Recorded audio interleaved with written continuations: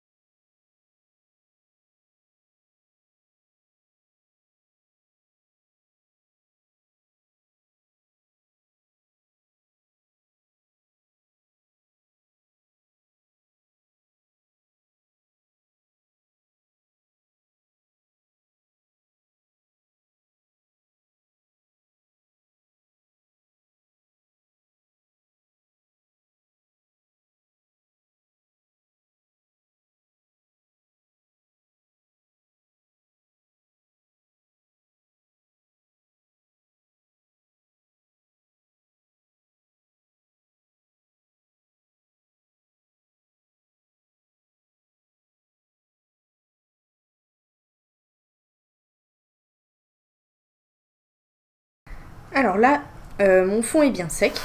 J'ai attendu un bon moment pour être sûr que ce soit vraiment sec. Parce que là, comme on va mettre du liquide par-dessus, il ne faut pas que la peinture se décolle en dessous. Alors j'ai fait des mélanges avec deux couleurs. Donc là-dedans, il y a beaucoup d'eau. Je dirais 2 fois la quantité de peinture en eau. Et donc je vais l'étaler, en mettre une bonne couche.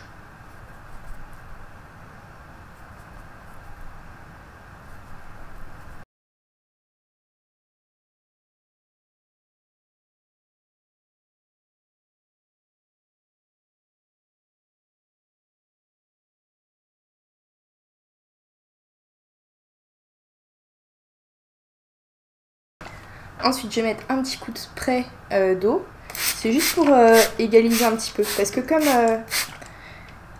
comme du coup ça va devenir plus liquide, ça va plus s'étaler. Parce que je pense que j'avais pas mis tout à fait assez d'eau dans la peinture.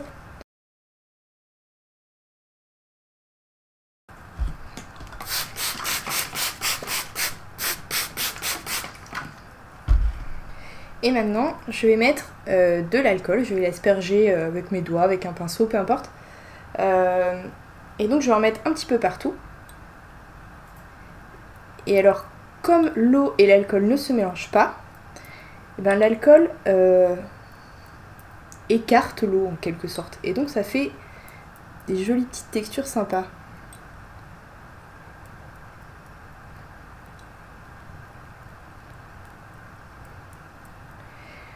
Alors là, c'est très mouillé, donc forcément ça se referme un petit peu. Alors ce que vous pouvez faire, c'est attendre un petit quart d'heure, une petite demi-heure. Ça va commencer à sécher par endroits, mais pas partout. Et du coup, quand vous allez remettre, ça va refaire encore des textures différentes.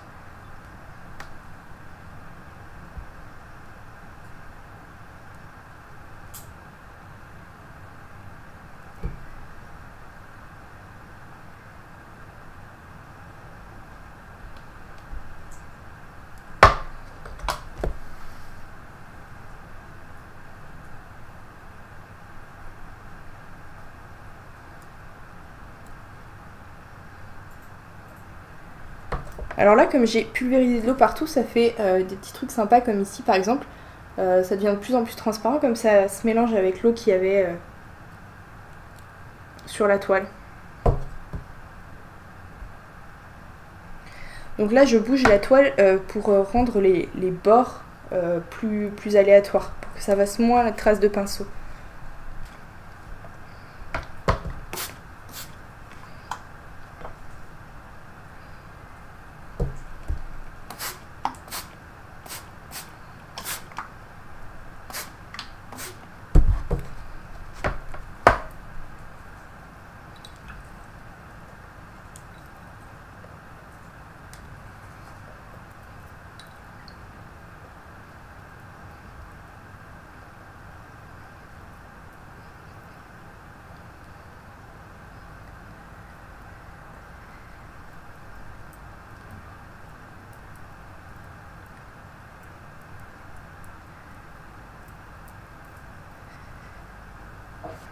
Donc là, même si comme moi il y a trop d'eau, en fait il faut qu'il y ait trop d'eau pour faire des bords comme ça. Donc voilà. Donc si vous avez trop d'eau, faut quand même mettre l'alcool tout de suite. Parce qu'il y a des endroits où il n'y a quand même pas beaucoup d'eau. La toile elle est pas tout à fait droite, donc ça coule au milieu forcément. Donc je vous conseille de quand même mettre l'alcool pour les endroits qui vont sécher les plus vite. Et ensuite vous attendez une petite demi-heure que ça sèche un peu au milieu. Et comme ça, vous pouvez remettre de l'alcool ensuite quand ça aura commencé à sécher et que ce sera plus trempé comme ça.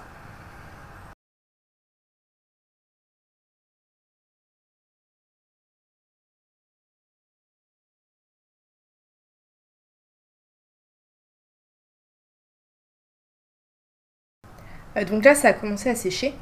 Alors je voudrais une peinture qui aille un petit peu dans un sens. Du coup, je vais pencher mon tableau.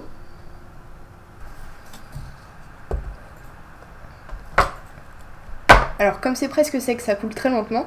Et vous voyez, ça donne un effet quand même de sens, entre guillemets.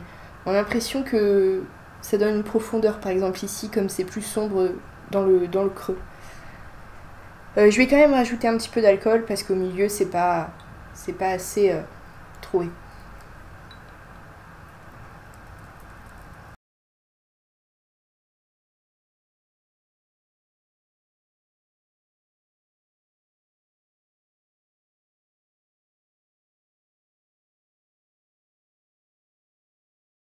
Alors ça marque pas beaucoup parce que comme ça avait commencé à sécher, bah forcément ça s'est imprimé sur le fond. Mais c'est pas très grave, c'est bien comme ça. C'est parce que j'ai mis trop d'eau, hein. J'ai sprayé trop d'eau dessus euh, que ça a pas marché. Enfin ça a marché à peu près, bon ça ira. Et s'il faut je rajouterai à la main. Et donc je vais le repencher un petit peu.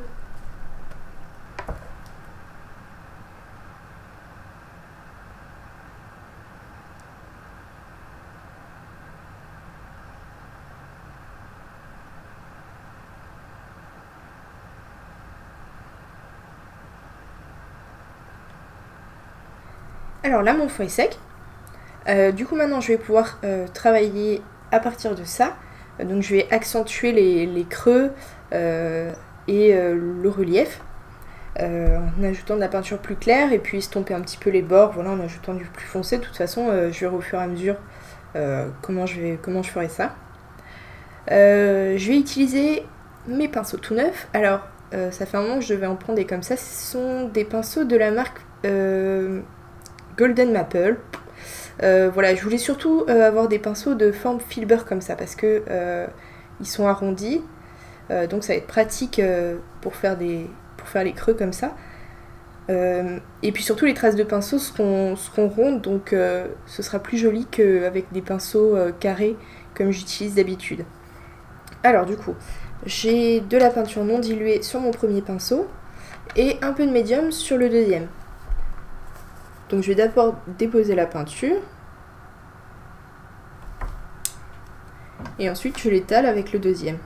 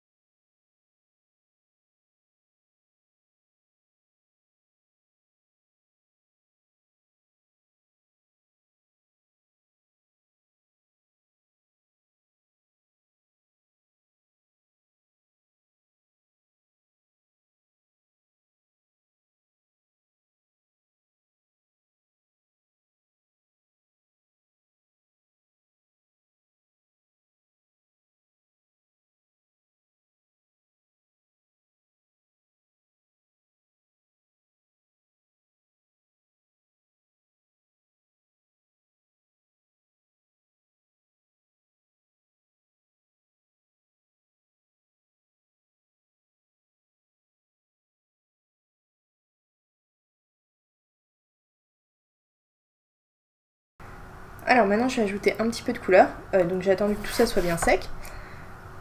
Alors pour ça je vais mettre de la peinture non diluée. Et ensuite je vais l'étaler pareil avec du médium.